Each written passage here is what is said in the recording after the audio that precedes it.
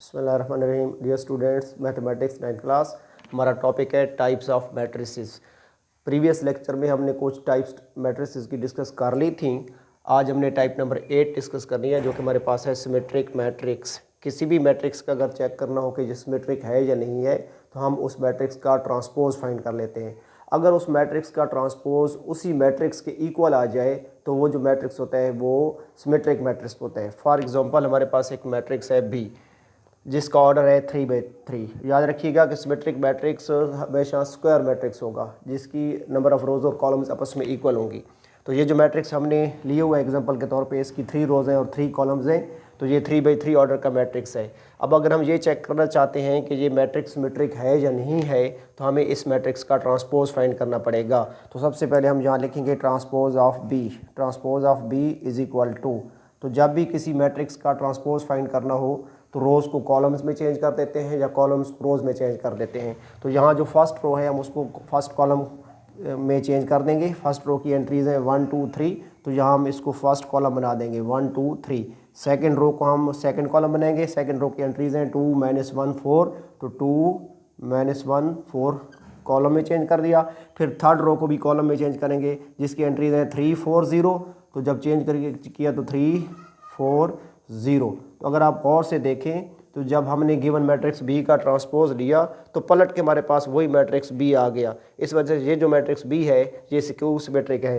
यानी अगर किसी मैट्रिक्स का ट्रांसपोज लिया जाए और उसी मैट्रिक्स की इक्वल आ जाए तो वो सिमेट्रिक मैट्रिक्स होता है। यानी हमने बी का जब ट्रांसपोज लिया तो हमारे पास इक्वल टू बी के ही आ गया।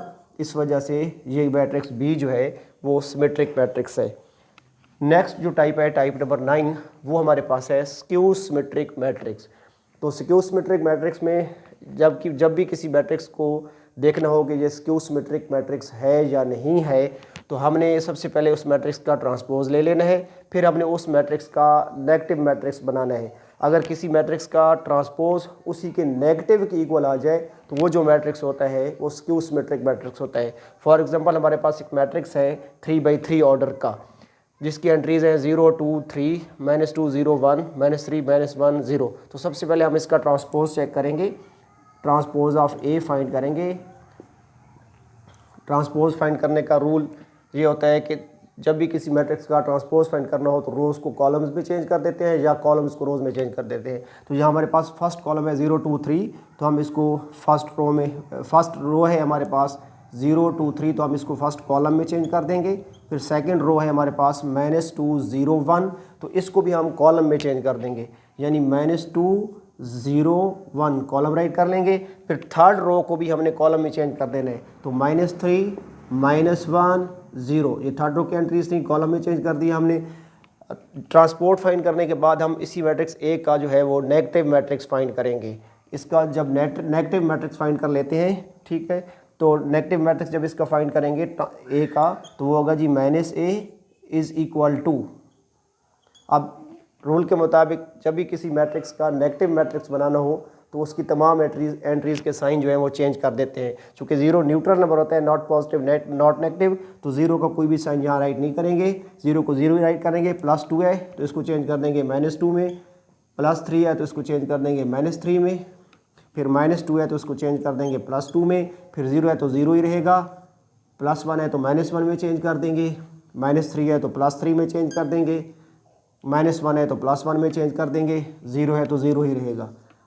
अब अगर हम इसको गौर से देखें, जब हमने गिवन मैट्रिक्स ए का ट्रांसपोज फाइंड किया और फिर गिवन मैट्रिक्स ए का नेगेटिव मैट्रिक्स बनाया, तो गिवन मैट्रिक्स ए का ट्रांसपोज उसी के नेगेटिव की इक्वल आ रहा है।